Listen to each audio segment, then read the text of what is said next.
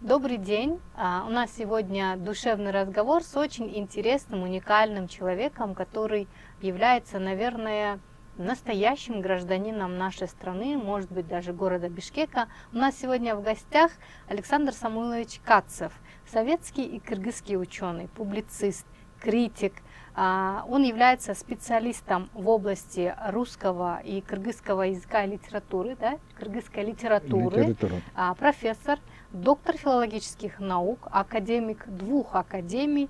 Он также был заведующим кафедрой журналистики Кыргызско-Российского славянского университета очень долгое время и является автором более 900 научных работ, а также словарей. Особенно важно для нас вот то, что он является составителем и автором словаря «Много наций, один народ». Это фольклор народов Кыргызстана.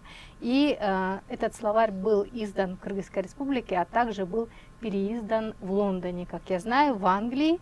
И является также автором многих таких научных, таких фундаментальных, можно сказать, работ.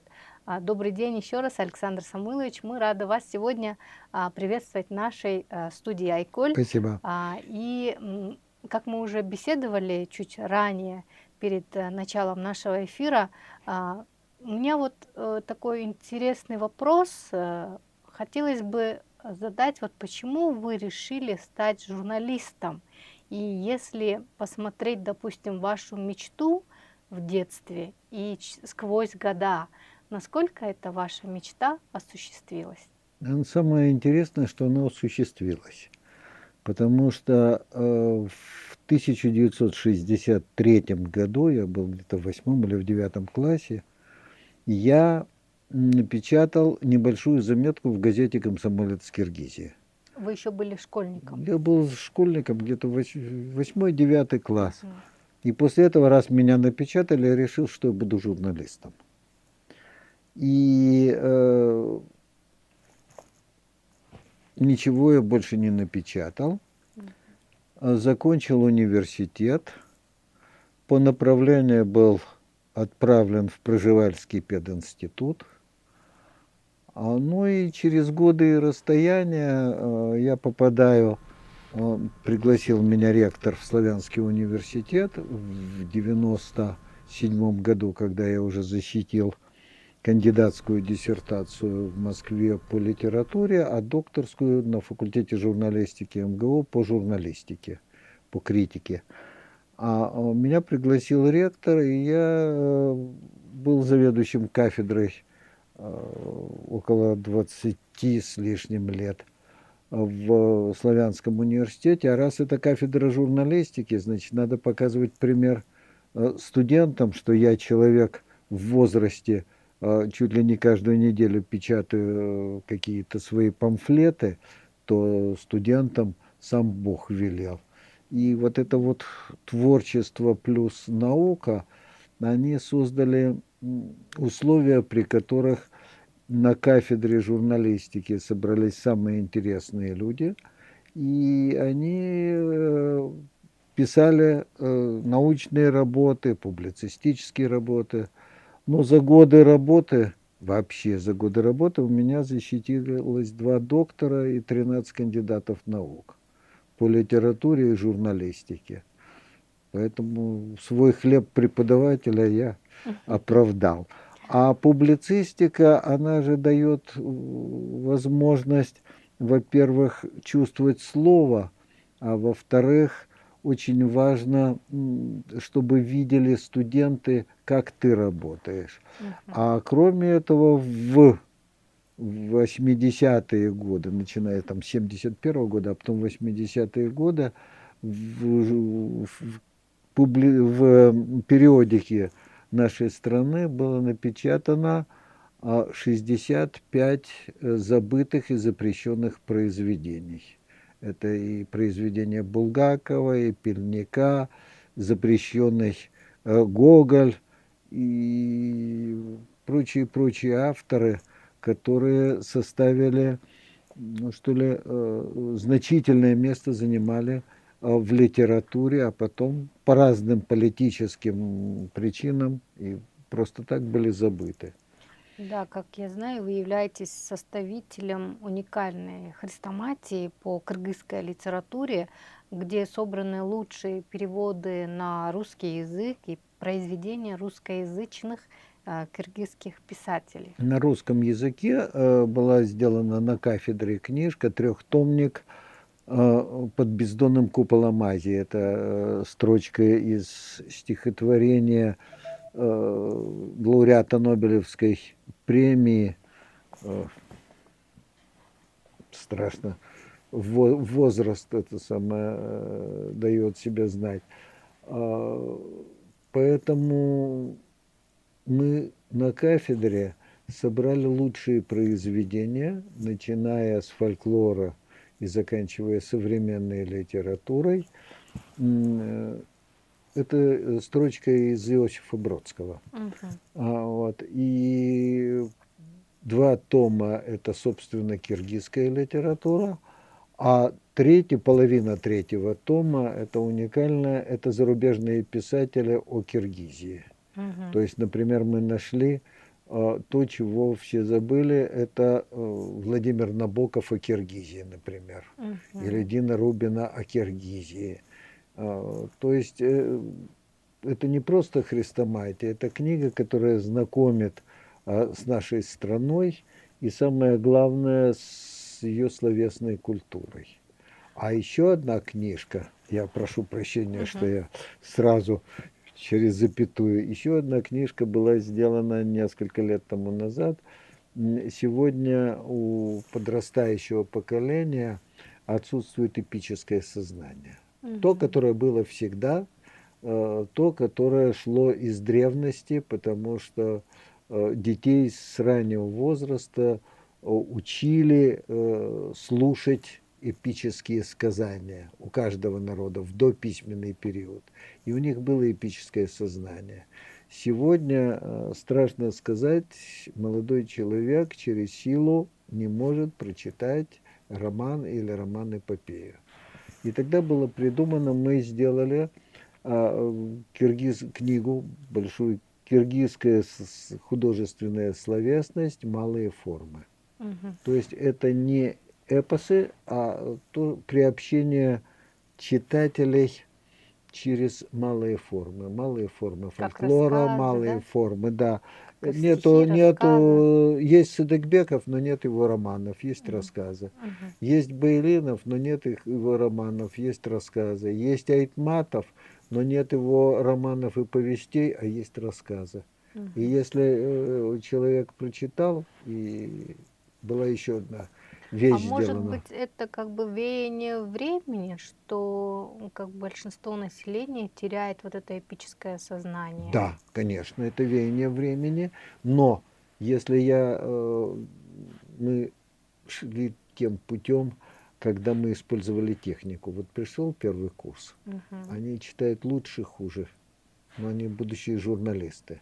И когда говорят, что не нужно учить журналисту там преподавать литературу, а надо учиться, а как учиться писать, не Не читая читая. и не приобщаясь эстетически. И поэтому мы в телефоны закачивали больше 30 электронных книг, созданных на кафедре, с текстами, выверенными текстами. Если студент читает киргизскую литературу, если он читает русскую литературу или зарубежную, рассказы, вот понравился ему рассказ, может, рука потянется И на повесть. к повести, к роману. Или к Если роману, да? прочитал я тот же самый «Белый пароход» Айтматова, первый вариант, и меня это потрясло, то в этом случае у меня рука потянется к чему-то. Причем это все случилось случайно. Кафедра когда-то проводила курсы повышения квалификации для работников телевидения. И я читал тоже там лекции. Пришел, и я девочкам сказал, там сидели молодые женщины, я сказал, вы все в школе проходили «Войну и мир» или Анну Каренину, мимо проходили. Возьмите и прочитайте небольшой рассказ Толстого «Холстомер. История лошади». Ну и все, прихожу через 2 дня, и сидит одна из слушательниц и говорит: Александр Самуилович, как я вас ненавижу. Я говорю: за что видите второй раз в жизни? Она говорит: я читала Холстомер и плакала всю ночь. И я понял, что нужно создать такую книжку, которая бы дошла до сердца. Мгм. А рука уже потянется дальше. Если Толстой может вызвать сочувствие и слезы, то в Мгм. этом случае, может быть, дальше я возьму Толстого и почитаю, я возьму Айтматова, Садыкбекова, приобщусь к тому же самому Манасу.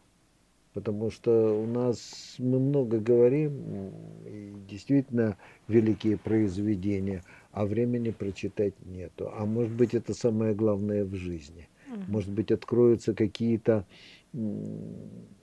темы, какие-то проблемы, которые будут созвучны моей жизни. А они были прочувствованы на заре там, человечества.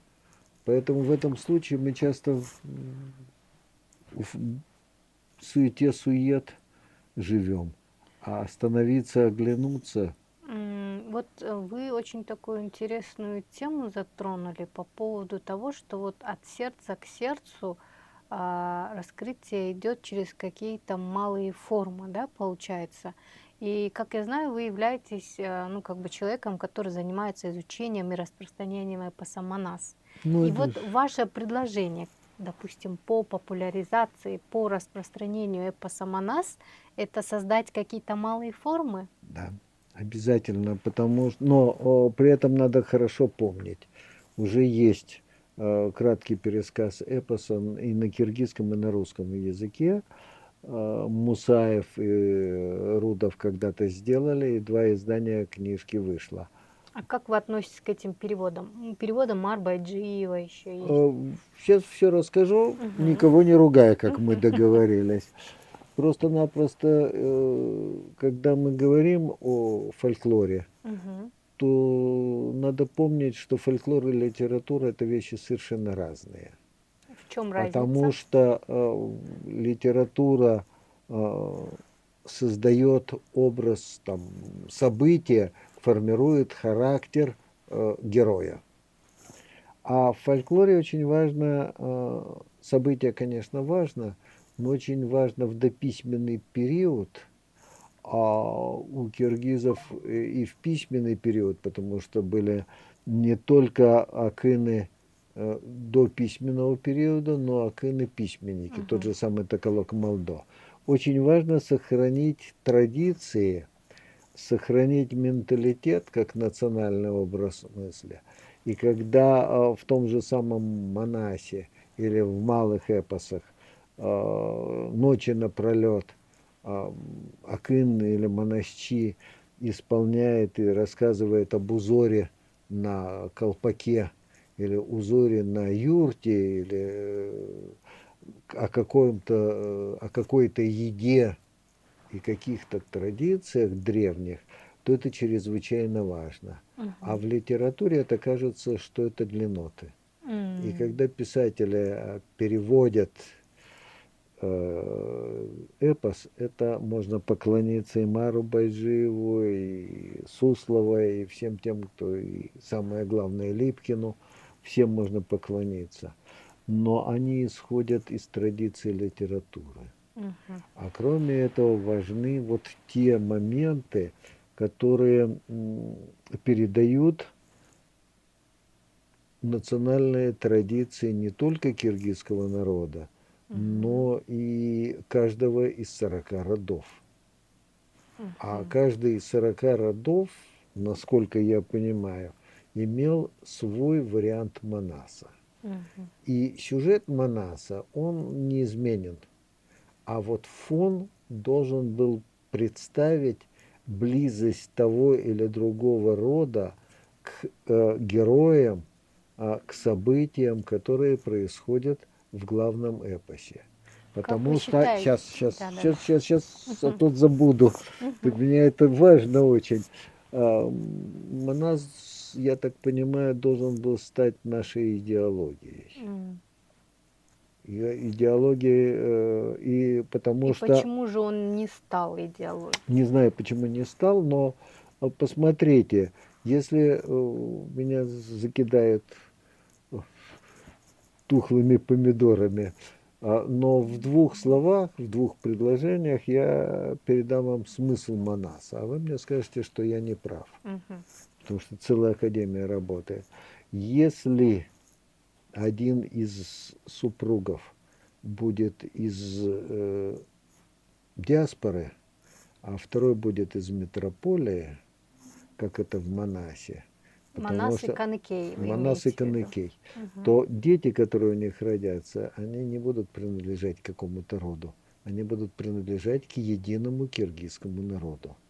И вот это вот объединительный мотив, если он 1500 лет тому назад появился в культуре древних киргизов, то надо снять колпак и поклониться тем великим, которые передали этот смысл. Посмотрите, это же очень важно. Маленький народ имеет 40 родов. И каждый род, помимо общего, имеет свое своеобразие, свои особенности. И это поколения объединяют и соединяют и создают единый киргизский народ. И поэтому Манас и должен был стать идеологией. Посмотрите, идеология везде нужна. Мы привыкли, что коммунистическая была идеология, и сразу отметаем. Идеология нужна в то, чтобы каждое следующее поколение приобщалось к великому киргизскому эпосу. Не просто какой-то сказки, потому что, когда говорят фольклор, говорят сказка. Не сказка, а это очень важное произведение и общекультурное, и самое главное, несущее помимо каких-то событий эстетику. Эстетику, национальную эстетику. Посмотрите, та же самая идеология, может быть, я не прав, нужна при обучении киргизскому языку. А дальше мы начинаем говорить, мы заставим, мы там... А для чего? Если нужно прочитать в оригинале Садыкбекова, Баилинова и других киргизских писателей, это, я понимаю, приобщение к культуре благодаря киргизскому народу. А если утверждают, что надо писать отчеты, то отчеты никто не сможет написать на киргизском языке, потому что половина слов иностранного происхождения. Поэтому необходимо языковедам проанализировать, сколько групп языков присутствует у нас среди населения. И для каждой группы языка, каждой группы создать методику изучения киргизского языка. И учить его на лучших примерах. Когда-то произошел очень интересный анекдотичный случай. Один из наших исследователей киргизской литературы к юбилею Баилинова, по-моему, или рассказа Аджар, исследовал работы киргизоведов. И оказалось, что все работы написаны на материале перевода Аджар на русском языке, а не на оригинале. Понимаете, поэтому и пошло, что Баилинов создал повесть. Он не повесть создал, это был сказ, очень близкий к фольклорным сказам. Поэтому если мы знаем, то мы знаем, а если мы не знаем, то мы верим тому, что нам говорят, и повторяем. А вот что для вас Манас? Как вы считаете? Это эпос, это произведение, это сказ, это... Вы меня вынуждаете сказать то, что, опять же, спорно. Я думаю, и, может быть, я ошибаюсь, может быть, я не глубоко знаю киргизскую художественную словесность, но думаю, что Манас, у киргизов главное фольклорное произведение, это доказывающее, что киргизы не были кочевниками, это Санджира. Каждый киргиз должен знать свою родословную. Не просто, а семь родов своей семьи, 7 родов, 7 своего рода, 7 поколений. 7 поколений. А как кочевник ничего не знает, ему не нужно знать. Киргизы просто это другая цивилизация, уникальная, оседло-кочевая. А раз так, то в этом случае Манас чрезвычайно важен с точки зрения приобщения к своему роду. А То поэтому есть он получается, что санджира, это кыргызская санджира. развернутая в пространстве и во времени, она уникальна сама по себе. В чем уникальность? А уникальность, посмотрите, Великий поход, первая часть, вторая часть, Семитей? Семите, а третья Сейтек? часть, ну так, Сейтек? а внутри, отец Манаса, внутри следующие поколения, это показывает, как надо сохранять память народа. То есть вы хотите сказать, что это как бы генеалогическая память Конечно, народа? но это сказали вы. Это гениальное ваше открытие. Поэтому в этом случае и 1500 лет.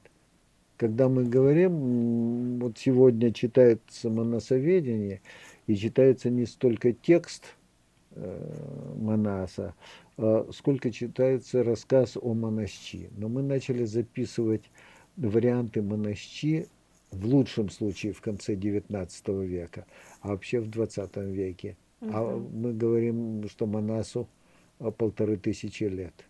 Никто не прослеживал, как он развивался, что, чего. И это очень важно для, не только для национального сознания, не только для киргизского менталитета, как национального образа мира, но еще Манас произведение мирового масштаба. Мы можем спорить 1 000 000 строк или 500 000 строк. Не это важно. Важно, что есть такое произведение. Важно, что оно дошло до нас. И важно приобщить самого разного возраста людей к Манасу. Я периодически слышу, живу в таком районе, где в 4 утра или чуть позже, и в 6 утра я слышу муэдзина. Я включаю телевидение на русском, на киргизском языке. А где с утра мне бы исполнили Манас? А где с утра, может быть, собрали бы и разъяснили, в чем величие Манаса? Какие-то отрывки из Манаса. А может быть, дети, которые встали вместе с родителями и услышали, может быть, это для них было бы нравственной перспективой, честью знать свое культурное наследие. Мы можем говорить высокие слова, но нужно какие-то шаги, чтобы сегодня в каждой семье был бы Манас. И это не портрет героя, а это очень важное словесное искусство. Работ было много, например, фольклорные произведения в эпосе Манас. То есть мы находим пословицы, поговорки, они приходят издревле. И мы видим совесть народа, мы видим то, что питало нравственность древнего народа киргизов, потому что доказывается, что это один из древнейших народов. А почему Манас? Почему не другие какие-то? А это очень важно, что есть такое произведение, которое питало нравственность на протяжении тысячелетий. Это как нравственные законы. Конечно. Принципы. А где они? Кто? Понимаете, пословицы в Манасе – это очень хорошо, защищенные диссертации на эту тему. А вот нравственно-этические принципы, которые конечно. заложены в А Манасе. а может быть и исследование древней психологии. Здесь мы можем огромное количество тем найти, но слово на первом месте, я имею в виду слово с большой буквы. Слово, оно передает суть Манаса. Я склоняю голову, когда я прихожу к вам, и я вижу, что вы занимаетесь, и это для вас жизненно важно. Академия Манаса. Я вот как раз сегодня говорил, посмотрите, у нас самые разные есть библиотека Осмонова есть, прекрасно. Чернышевского. Баилинова есть, Айтматова есть. Все нормально? А почему нет библиотеки Манаса? Она есть в Академии Манаса, но она должна быть общедоступной.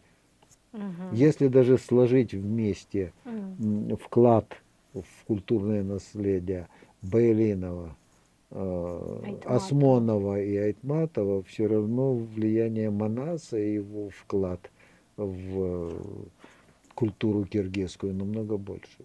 Почему? А вы замечали, что все вот эти выдающиеся наши и писатели, и вообще люди творчества, науки, образования, все равно у них один источник Манас. Все правильно, оно так и есть. Вдохновение А идет где? оттуда. А как же? Потому что в детстве их к этому приучили.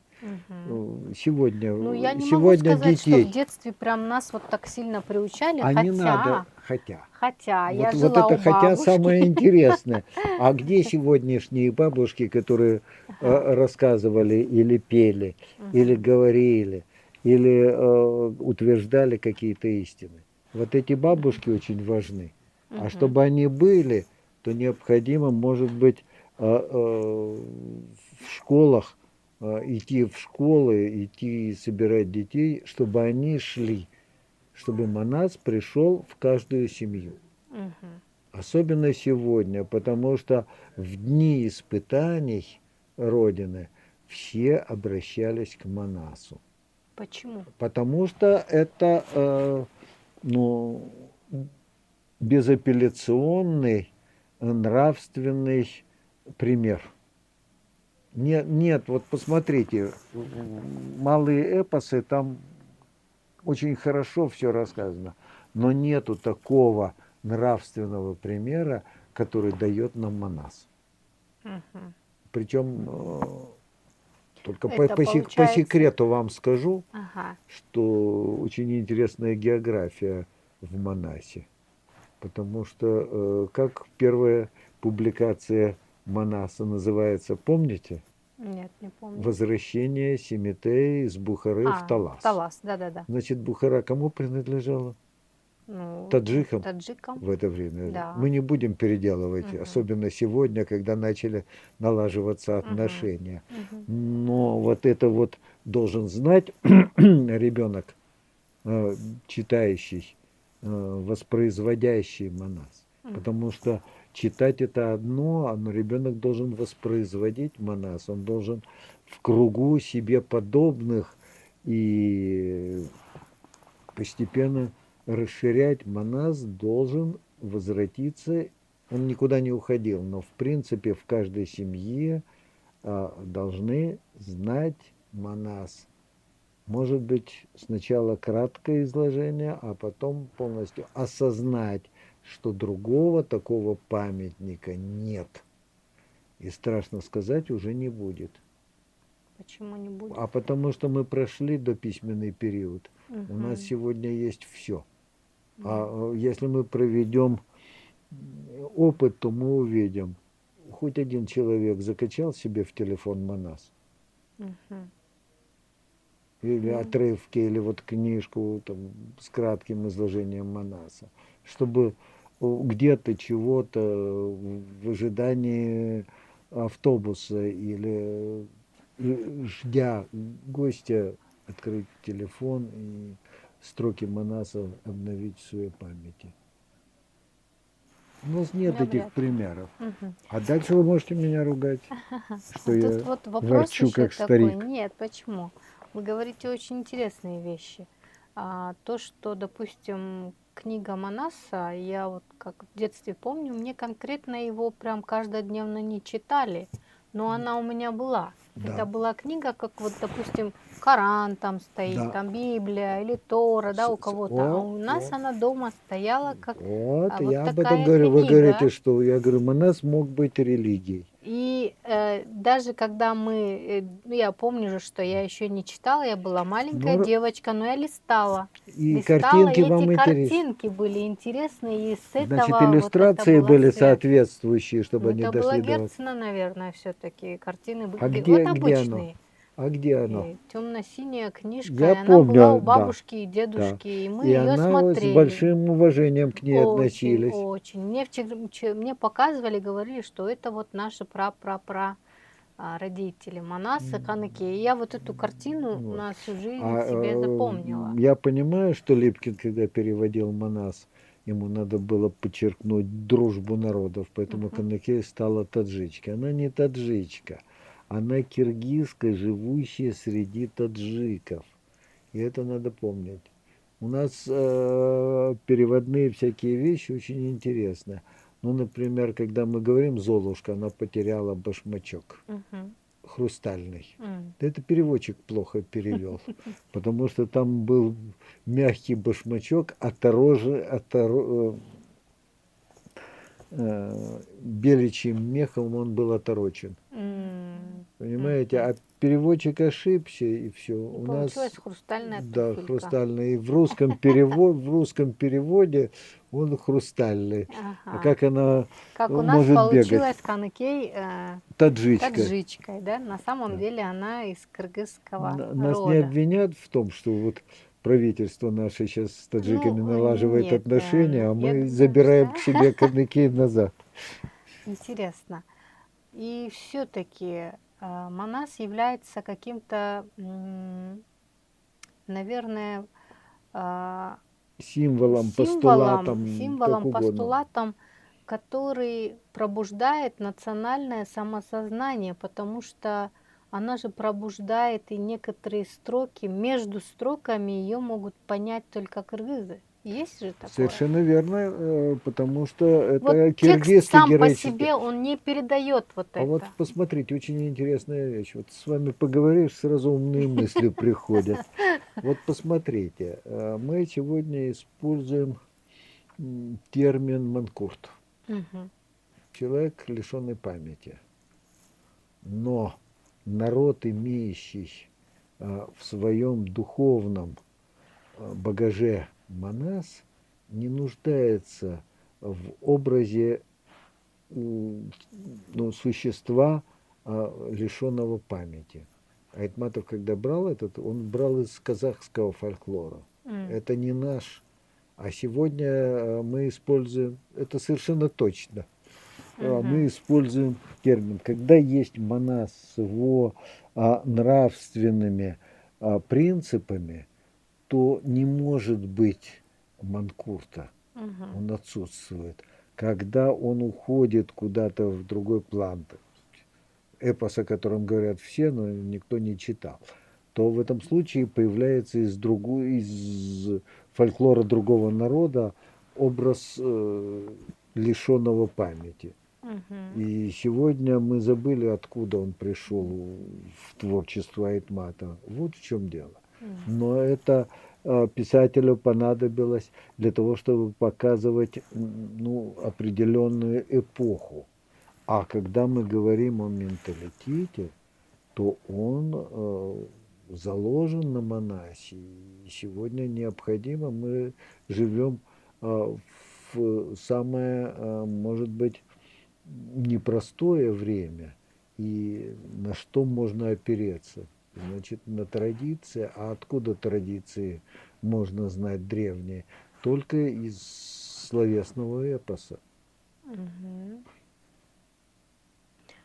Интересную мысль вы еще сказали про древнюю психологию, которая, возможно, там она и раскрывается. Возможно, там и есть основы, а, ну, как бы сознания, подсознания и каких-то программ, которые заложены Конечно, в дальше народе. нам надо это прочитать. Да. Не только монащи несет нам, потому что Мгм. великие монащи говорили, что они ничего не сочиняют, это все приходит свыше, и они только воспроизводят. Мгм. И это правильно. но Манас шире каждого из варианта исполняемого Манасчи. Можем посмотреть, сколько записано, а Манас шире. Поэтому в этом случае необходимы не только ученые труды, нужно, чтобы живое слово Манаса дошло до каждой семьи. И я не знаю, я давно в детском саду не был. Вот. Может быть, в программах детских садов есть? Есть. Есть. Ну, Сейчас прекрасно, есть. значит, да, дальше оно должно быть, это должно быть на слуху. Мгм.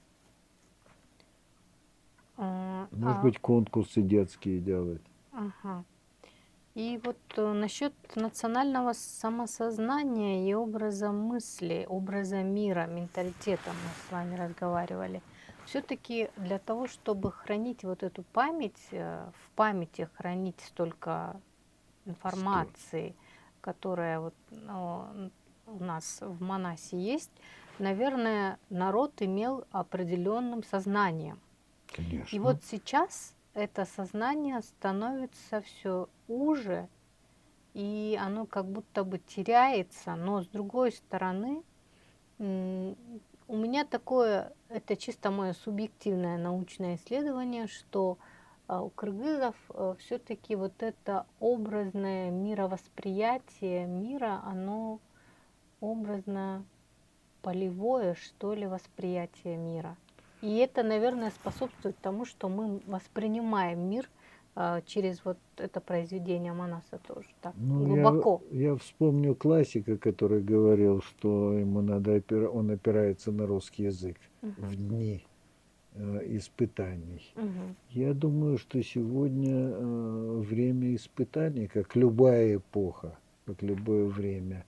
И народ Кыргызстана, ну, не только может, но думаю, что и должен опираться на Манас как нравственность, распространяемую во времени и в В сознании. пространстве, вы еще Да. сказали. Во времени и в И в пространстве, пространстве. да, Мгм. обязательно, потому что в этом случае мы же многонациональная страна. Мгм. Поэтому, когда я говорю, что я киргизстанец, то в этом случае я беру на себя обязательство узнать, познать и исповедовать те принципы, которые заложены в киргизском сознании и в киргизском художественном сознании. Мгм.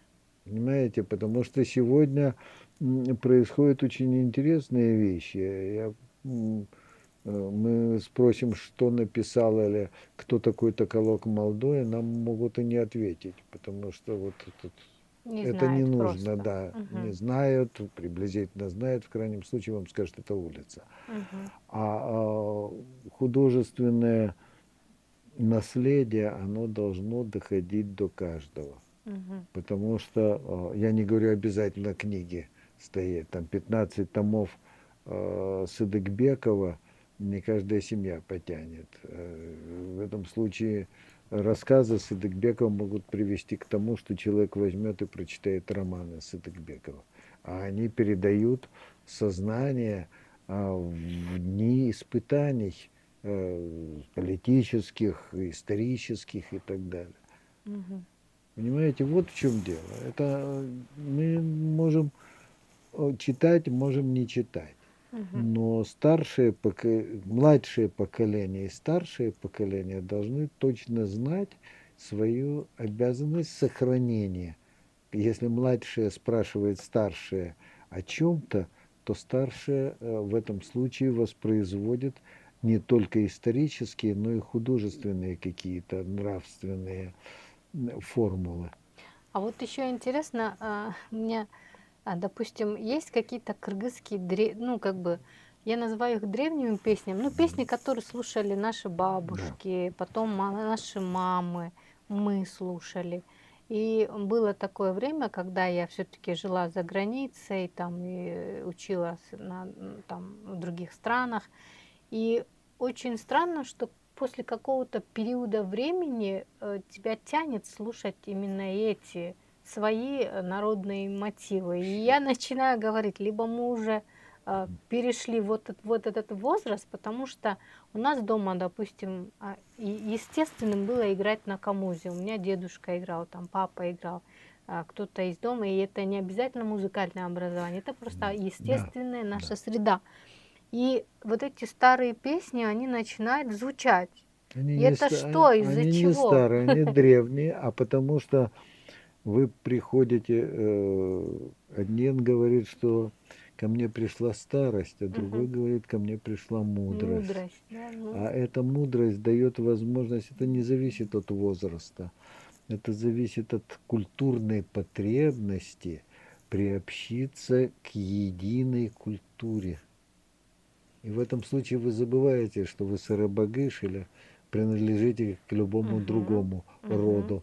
Вы принадлежите к единой киргизской культуре. мгм, А она состоит из лирических произведений, из эпических произведений.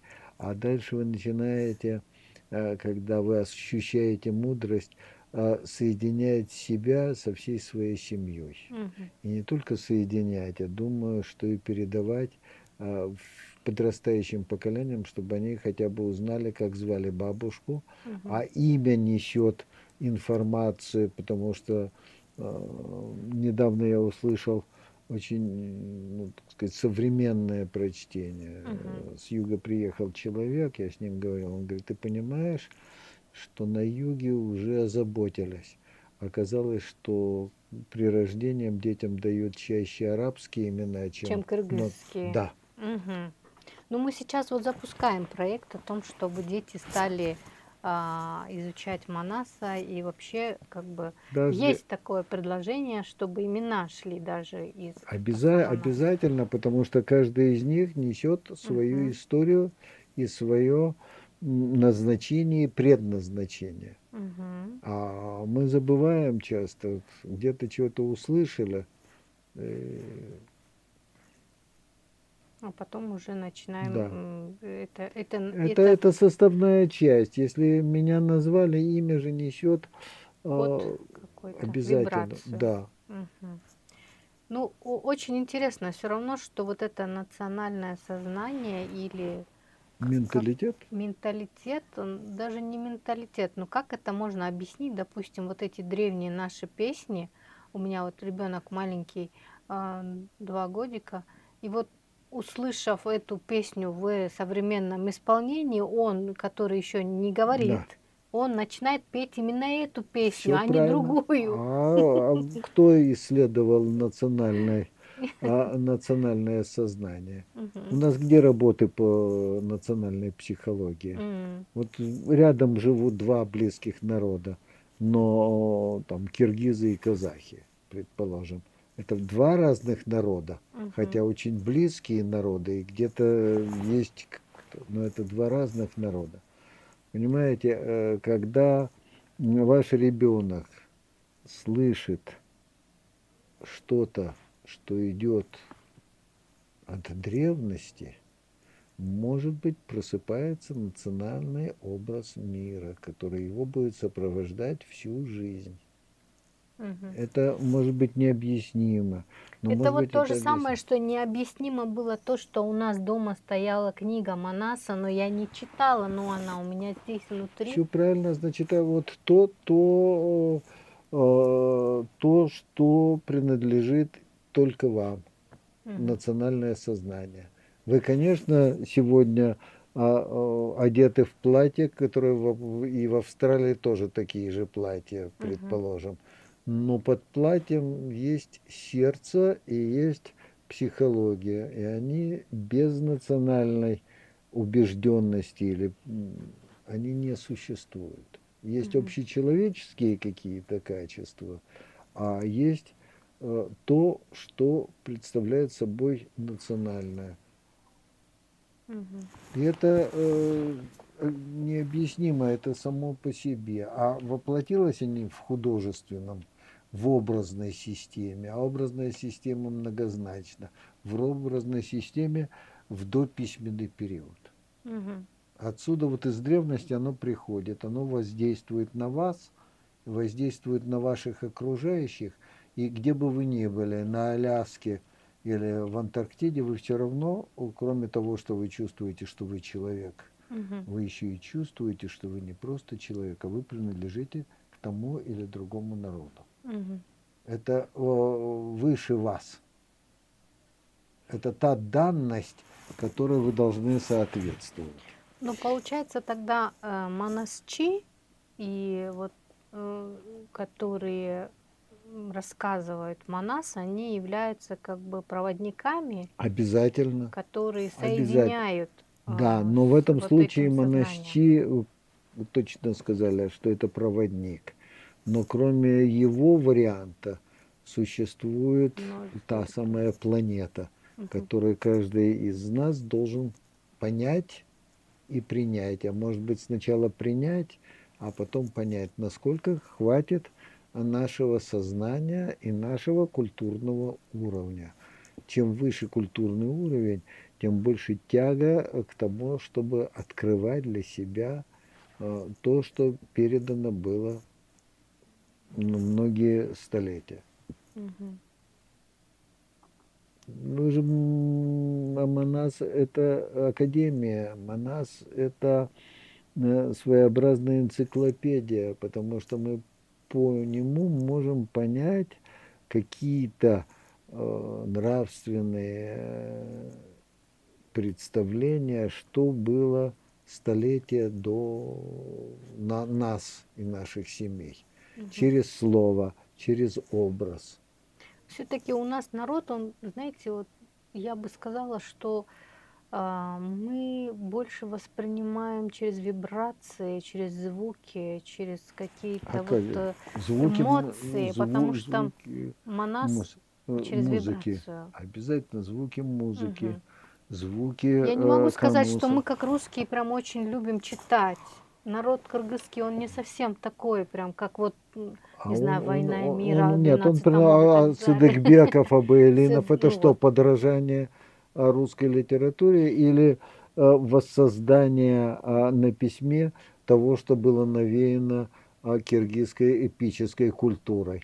Я думаю, что это все-таки эпическое сознание, эпическая память, которая у нас есть, но мы все-таки больше народ, как будто бы вот мы можем выражать это словами, но не обязательно ее писать. И когда мы ее пишем, она как будто бы теряет какую-то свою интересную, уникальную особенность. Вот, допустим, когда мы были маленькие, я помню в школе, по-моему, первый, второй класс, к нам приходил Тугальбай Садыкбеков, и вот эта встреча со школьниками и его книга, которую он нам подарил и подписал. Вот М, он мне подарил, написал там всем нам детишкам. И я думаю, что вот эта связь, она для меня оказала какое-то очень большое обяз- влияние. Очень хорошо. То Я есть, все время даже не говорю, а кричу, мгм, что пока я учился, мы каждый из нас, то, что связано с встречей с культурой или мгм, встречей с литературой. Пока я учился в университете, и Айтматов, и Марбаджиев, и поэты, и тот же самый Рамис Раскулов, мгм, они приходили в университет. м. Сегодня у нас есть писатели местные, ни один из них не идет, если он не преподает в университете, ни один из них не идет к молодежи. А это же очень важное событие в жизни увидеть человека пишущего, и не просто Ну, пишущего, а смотрите, я чуть-чуть создающего. немножко другое хочу сказать здесь. Вот я, допустим, была маленькой девочкой, и для меня не важно было, я не понимала, кто такой Тугальбай Ну, вы Садыкбеков. понимали, что это что-то, Но он передал какую-то энергию, да, вот понимаете, через поэтому, вот это правильно, девочки первого, второго да, класса. поэтому, Когда он говорил, да, писал, ну мы же дети, мы же не понимаем. И это потом уже, когда хорошо, уже в а возрасте для мы потом. прочитали его Кокосаба. М. Вот какое-то другое у нас есть Можно соединение. еще одну вещь скажу страшную. Посмотрите, если мы говорим о религиях, Мгм. закрытая тема, специальная тема, то религии-то создают малые народы. М. Ну, основные мировые религии. М, Они же идут от малых народов. мгм, Значит, в этом случае они концентрируются. м, У меня глубокое убеждение, может быть ошибочное, и скорее всего ошибочное. Монас должен был стать еще одной мировой религией. Там мгм, было все. Может быть, просто цивилизация мгм, пришла очень быстро. Может быть, какие-то события помешали. Может быть, у кого-то еще есть какие-то произведения, которые могли сформироваться. Но мы говорим о том наследии, которое есть в нашей стране, и то, которое должно, оно на протяжении тысячелетий существует, и оно должно еще на протяжении тысячелетий быть и воздействовать на нравственность тех, кто придет позже. мгм. То есть те принципы этические, нравственные принципы, заложенные в Манасе, являются Национальным национальным достоянием, достоянием которое вечно и должно вечно. существовать вечно. Мгм. Ну, очень такие интересные моменты мы сегодня раскрыли с вами. И я так благодарна вам за то, что у вас такие, знаете, можно сказать, фундаментальные, наверное, взгляды на кыргызский фольклор, кыргызскую литературу, на переводы, потому что все-таки вы говорите, что есть разница, когда оригинал, и есть разница, когда перевод. Конечно, это И даже то, что вы сказали, что фольклор — это не литература, и в литературе все равно теряется определенный вот внутренний какой-то посыл, что ли, какое-то внутреннее содержание или суть, там что-то все равно теряется. И вы это подчеркиваете, и очень как-то глубинно вы рассматриваете Манас и в контексте Манаса сегодняшнюю современную реальность. М, Вот скажите, какая была бы у вас рекомендация для нас, для народа в целом, чтобы Манас зазвучал, наверное, по-новому? не надо по-новому, пусть он звучит по-старому, потому Мгм. что по-новому фольклор это уже не фольклор, Мгм. это уже интерпретация. Мгм. А в этом случае есть одна рекомендация – слушать и читать. Мгм. Это совершенно, когда мне говорят носителя, я говорю, совершенно неважно, это бумажные носители, электронные носители. Это все помощь. А в этом случае я желаю, я открываю, я читаю или я слушаю, чтобы была внутренняя потребность приобщиться к культуре своего народа. Мгм. А культура, она не сегодня, ну, культура, самое краткое определение, я когда-то хотел создать и создал самое краткое определение, что такое культура. Это эстетика, умноженная на этику. Мгм. И все. Дальше все остальное это сопутствующее. И в этом случае, чтобы была потребность, а чтобы была потребность, надо с раннего детства приобщать. Как? Если Вот прям читать методики. вместе, но Мгм. есть элементарная вещь, хотя в суете это очень трудно. М. Когда приходят молодежь, у которых появились дети, я сразу говорю, ребят, вы укладываете ребенка спать, выделите полчаса, час, может быть 10 минут, почитать вместе с ним. М. Можно спеть народную песню вместе с ним. Уделите время. Понятно, что вы работаете, понятно, что у вас трудная жизнь, понятно, что вы должны зарабатывать на хлеб насущный. Но кроме хлеба есть еще и то, что делает меня культурным человеком, что я не уподобляюсь обезьяне, Мгм. которой ничего не нужно, она там на дереве сидит и на всех поплевывает. А может быть не только поплевывает. А культурный человек, он э, человек. И в этом случае он должен быть образованным. А образование сначала идет в семье, а потом во всех учебных заведениях. Что Вот. такое образование тогда?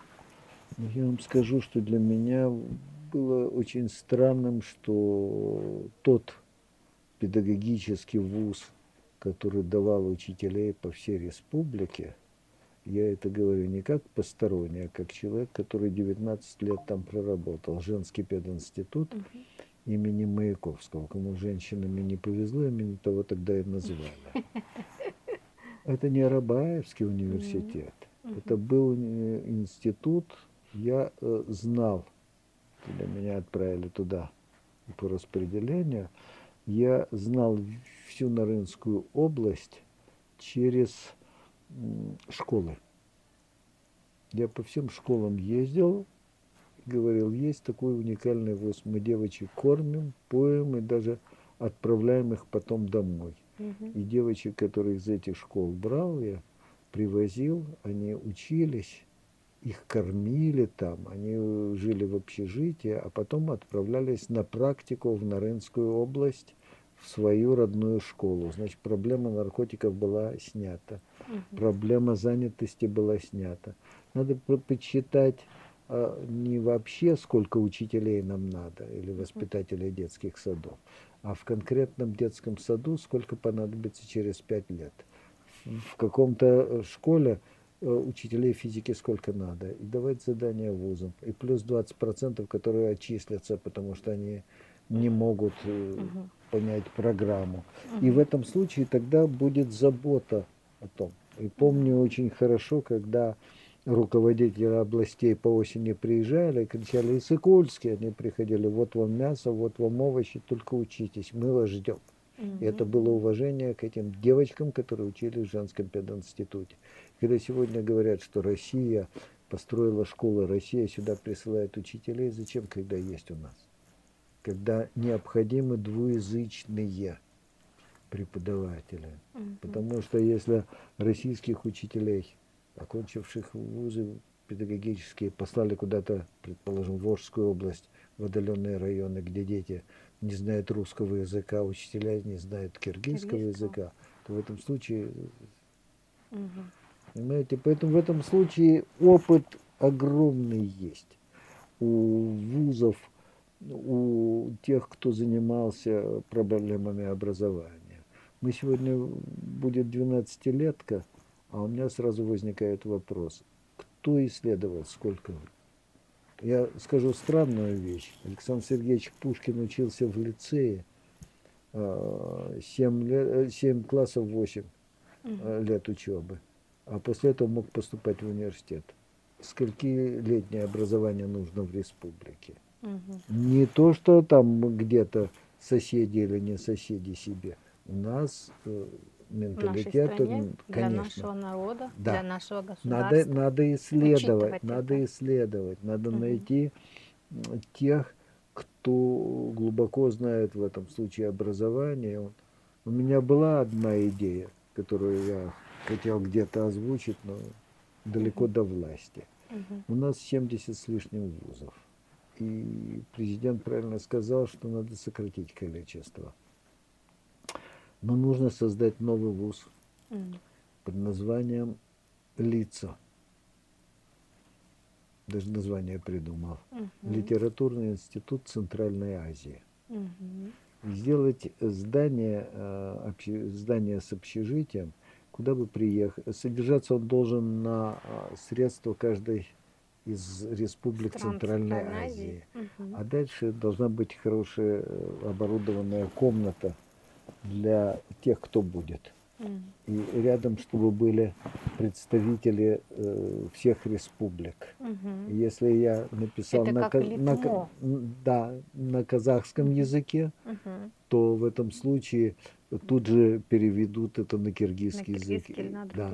А дальше типография должна быть, а дальше можно электронные книги делать. И в этом случае никаких проблем политических трений не будет, потому что здесь вот я открыт, вот мое творчество, а дальше оно будет известно в республиках Центральной. И, понимаете, таких вузов нету сегодня. И когда говорят о Литинститут в России, я что-то не слышал, чтобы Литинститут последние годы был лучшим среди вузов, которые имеет Россия, сделать свой. А потом можно сюда привлекать народы сопредельные. Но костяк должен быть Центральная Азия. Получается культурная интеллигенция. Конечно. И за счет вот этой культурной прослойки создавать определенное пространство образованных, культурных людей. Да. Ну, это то же самое, что вот как Айтматов вырос, как все эти Конечно, наши конечно. писатели советские выросли, да? Хорошо, благодарю. Может быть, вас услышат там наверху. Ну, дай бог. Причем я в этом случае человек не заинтересованный в каких-то должностях, я уже старый. А идея сама по себе, она может соединить, потому что мне пришлось читать лекции, быть на конференциях, это очень интересно, в том же самом Таджикистане, в том же самом Казахстане. Поэтому в этом случае идеи-то есть, а в этом случае необходимы еще и хорошие учебники, и хорошие сборники. И сделать, если делать такой вуз, то надо сначала сделать 3 кафедры.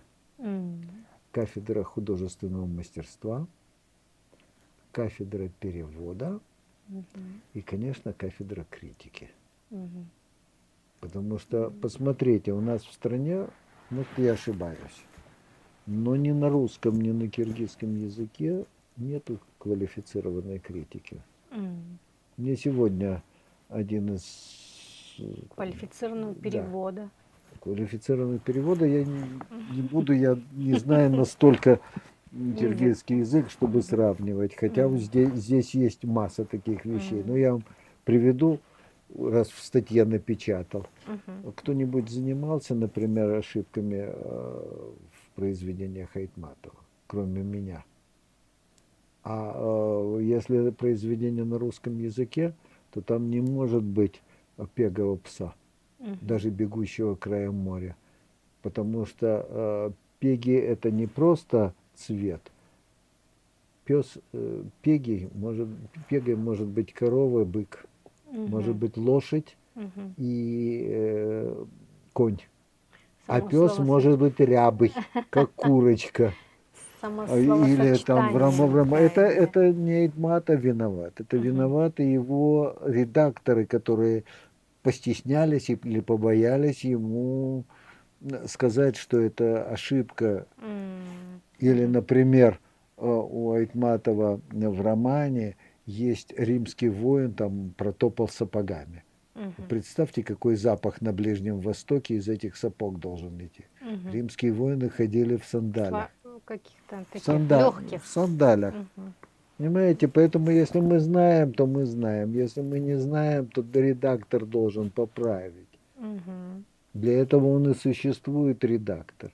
Но для этого еще нужно знать оригинал, наверное. Какой бы оригинал ни был. Понимаете, хоть на киргизском языке это не может быть, хоть на русском языке. Это вещи такие, которые должен знать. Редактировать редактор киргизского текста, редактор русского текста. Или не должен быть такой редактор. Потому что Айтматов... Для того, чтобы быть таким редактором, нужно иметь же все-таки интеллект и мировоззрение, и образование, и соответствующее обучение. Значит, в вузах должны быть такие преподаватели. Понимаете, я проработал 19 лет в Жан-Пед-институте. И меня тогда поразило, кроме всех прочих вещей, причем я работал на кафедре, на 3 кафедрах я проработал за 19 лет. На кафедре литературы была совершенно уникальный человек, Клара Хусейна Джидеева. Она была женой зав. Отделом ЦК по науке, а потом он стал 3-м секретарем ЦК Карабкулова. И таких было, вот вуз был для жен великих. А раз жены секретарей ЦК, зав. Отделами ЦК, академии, они взяток не брали. Значит, были чисты. Жан-Пед-институт. Когда говорят, там кто-то чего-то берет. Ребята, наведите порядок. У нас, я отвлекаюсь, но у нас коррупционные схемы заложены. Если в стране ОРТ есть пропуск к поступлению, то в этом случае отмените экзамены, выпускные экзамены в школе, если они ничего не дают. Это коррупционная схема. Одна из. Сколько угодно может бороться, сколько угодно власть говорит, да мы всех за горло возьмем коррупцию. Вот она заложена сама по себе схема. Если не надо, не делайте это, не провоцируйте. То же самое я столкнулся с этим. У меня была студентка, прошу прощения, что я отвлекаюсь, она была бронзовым призером по кикбоксингу. И когда она возвратилась с соревнований, кафедра физвоспитания сказала, нет, у нас кафедра физкультуры, а не кафедра спорта. И дальше началась коррупционная схема. Понятно. Поэтому в этом случае надо у нас... Мы создали на кафедре журналистики 2 хрестоматии по киргизскому языку. Очень интересно сделали. Одна из них была 17 авторов, 22 сказки от Пушкина и Гауфа до Кира Булычева в параллельных текстах на русском и на киргизском языке. Не знаешь русского языка, посмотри на киргизском. Не знаешь киргизского, на русском. А кроме этого, это же несло еще и образность. И ребенок, не только ребенок. И кафедра киргизского языка тогда сказала, нам сказки не нужны. Мы по сказкам не будем учить детей. Вот. А вторая сказка была в семье единой. Тоже, опять же, в параллельных текстах 12 сказок народов Киргизстана. И в этом случае здесь есть еще одна составляющая. Зачем тому же самому, ну, предположим, грузину учить киргизский язык, а в этом грузинская сказка на русском и на киргизском. Ну, здесь, чтобы приобщить, когда сегодня Арабаевский не позиционирует себя как педагогический, готовящий, хотя он и готовит педагогов. В этом случае необходима, опять же, простите, идеология. У нас Муспедучилище стало педагогическим институтом, высшее педучилище стало институтом. А где новые методики? Преподавание, подготовка педагогов. Да. Понятно. Ну хорошо. Я никого тогда, не ругал. Да, я понимаю. Тогда в завершении нашей сегодняшней завершение беседы... должно быть, я думаю, что многоточие. Почему? Что если понадоблюсь, я всегда готов к разговору. Если понадобится развитие какой-то идеи, не потому что я там какой-то особый, а потому что я уже старый, а значит, может быть, и мудрый. И посчитайте, 50 с лишним лет я проработал в вузах. Поэтому в этом случае, когда говорят там что-то, я говорю, ребят, для меня киргизская и русская литература и та, и другая родная литература. И я с тем же самым интересом, что русских или российских писателей, я с удовольствием читаю и киргизских читателей. И не случайно я буквально вчера, у меня идут лекции на ютубе, мой канал Александра Кацева, прошу прощения за рекламу, но с 23 года, с августа месяца, прошли уже 80 с лишним лекций, посвященных русской, в том числе там есть большая лекция по Айтматову. И каждую неделю по понедельникам в YouTube-канале выходит лекция. Я говорю, что самое большое достоинство моих лекций в том, что лекция 10 минут. И 7 минут еще мы спорим с ведущим Максимом Полетаевым о значении того или другого произведения или автора. И стараемся нетрадиционно давать. И задумывалось это, что, может быть, это станет помощью учителям. Конечно. И методическим руководством, скорее всего. Да, на что обратить Я благодарю внимание. вас за то, что вы сегодня уделили свое время. И в нашей сегодняшней душевной беседе был гость Александр Самойлович Кацев, советский, кыргызский ученый, публицист, критик, специалист в области русской и кыргызской литературы. Я думаю, что корифей в своей сфере, потому что не так много у нас в стране, которые знают и советскую литературу, и кыргызскую литературу, русскую литературу, да и вообще зарубежную литературу в таком формате. Доктор филологических наук, академик 2 академий, Москвы. педагог и журналист, можно сказать, Я не который журналист, я публицист. публицист, критик, который стал автором более 900 научных работ, а также И публицистических. публицистических работ, и является одним из основателей масштабного проекта фольклорного словаря «Много наций, один народ», где собраны огромные энциклопедические знания. Благодарю вас и всем всего хорошего. Будем дружить.